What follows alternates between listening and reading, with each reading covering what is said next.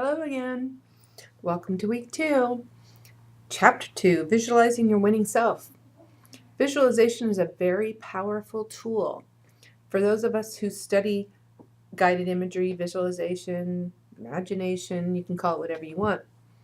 The way the brain works, the brain does not identify between what you see with your eyes and what you see in your mind's eye.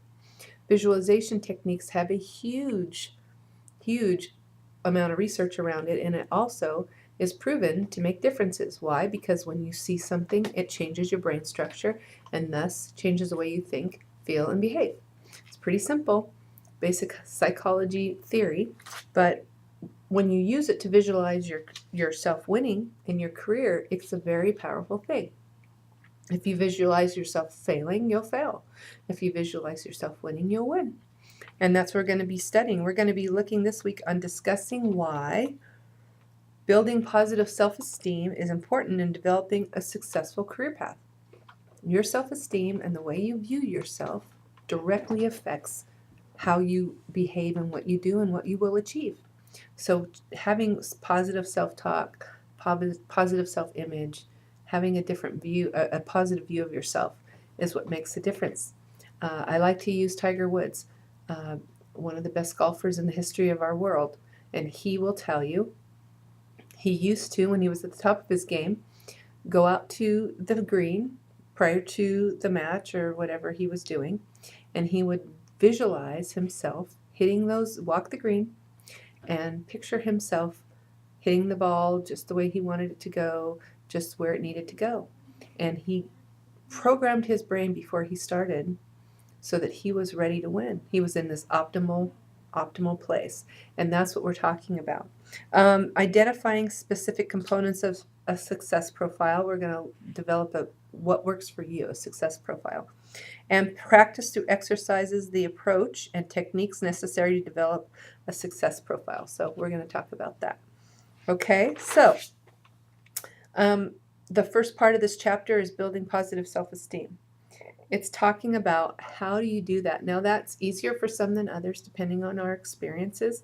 Some of us have very strong self-esteem. We've come into this world strong and we have had experiences that have made us strong. Some of us struggle with that because of our personality. Maybe we're a little shy or whatnot, and then maybe we've come from a tough background where that's been a struggle for us, but we can build that up, and we build it up by changing how we think about ourselves and change the way our little tapes going on in our heads, what they say, we can change that. So this chapter is all about the I am statement. Now, I am is a very powerful term. When you say, I am assertive, you're building up your brain to believe you're assertive. If you say, I'm a loser, guess what? You're going to act like a loser. I am deserving versus I don't deserve.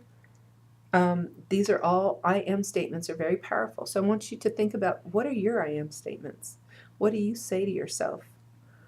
I am a failure. I'm a bad student. I am not able to do that job. I'm not strong enough. I'm too old. I'm too young. I'm too fat. I'm too skinny. I'm too blonde. I'm too brown. I'm too this. I'm too that. Those are very, very powerful statements. And I want you guys to look at that because it affects the way you behave and feel. So we're going to look at I am statements. We're going to talk about, like I said, affirmations, positive self-talk. Very, very powerful part of anything we do. We're focusing it around career success, but in your world, it's everything. In all our worlds, it's everything. How we say things and how we process information.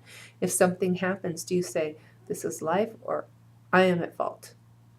I am the problem. So we really need to look at that. We're going to talk about visualizing success, how we visualize it. Now, this is done, my whole dissertation was around visualization in college students and career development, which is why this is special to me. But I know for a fact from my research that when someone visualizes doing what they love, achieving their goals, whatever it is, the chances of them doing that are so much higher. Their self-esteem goes up, their confidence goes up. Everything changes about what they do and how they do it, which affects the energy they give off, which other people either respond positively or negatively to. They respond in one way or the other. So if you come into a room positive, guess what? People like that. If you come in negative, They recoil from that. So you get to actually think about what are you putting off based on what you believe? What are your I am statements? Okay. Having a positive outlook and how to maintain it. Being enthusiastic. We're going to look at that. Are you flexible? Do you have a sense of humor? Are you assertive? Are you persistent? We're going to identify your goals. Having clear goals. A goal doesn't mean if you don't finish it, you're somehow deficient, because life changes and things happen, and sometimes we have to reevaluate our goals based on what's going on. But you have to have goals. It's the way I like to say it is, if you get on a road and you're planning to go to Washington D.C. from California, and you have no road map, it's going to take you twice as long to get there. You're going to make a lot of stops you probably didn't want to make, and you're going to experience a lot of difficulty that you could otherwise have avoided had you had a map. So that's what we're looking at, how to actually go about doing that, okay, and having a roadmap to success. And then how do you initiate the action? How do you put it into action? We're going to look at that too. What steps do you have to take to get you to where you want to go? Now, maybe you get on the road and there's a detour. It happens. Maybe there's a roadblock, but guess what? We can go around that roadblock and we can do something different. And maybe that'll take us to another path that we didn't even know was there. So that's a very important part of it. Okay, and then you have to have a vision. Without a vision, the people perish. You have to have a vision. You have to visualize what you want. Otherwise, you're just going to be floating around like a ship on the ocean. So visualizing and also having a clear vision of where you're going is very, very critical. Meditation, thinking, quiet time, journaling, any number of tools can be used to do that, but some way, shape, or form, you have to have a vision. Okay, and then we're going to look at your innovation. Are you an innovator? Are you responsible? And then we're going to really get into one of my favorite topics, which is intelligences. Now, there's not just IQ, which is intellectual. We have multiple types of intelligence. And you'll notice that some people have more built up intelligence in one way than another. So, obviously, we have verbal intelligence. It's the way we speak. Some people are not that good at it. Some people haven't practiced it. How you speak and how you say it is a huge thing, very important thing. For example, I can say, "Oh, you're cute." Or I can say, "Oh, you're cute." How does that come out? Totally different tone. If I look down and go, "You're cute," versus "You're cute," I have totally given a different message with my body. So we have to talk about we have to think about our verbal intelligence. Some people have musical intelligence, some have logical intelligence, and visual intelligence, body, like I was saying, intrapersonal, which is the ability to comprehend one's own feelings. Some of us have never done that work, and we have to look at that and really explore that.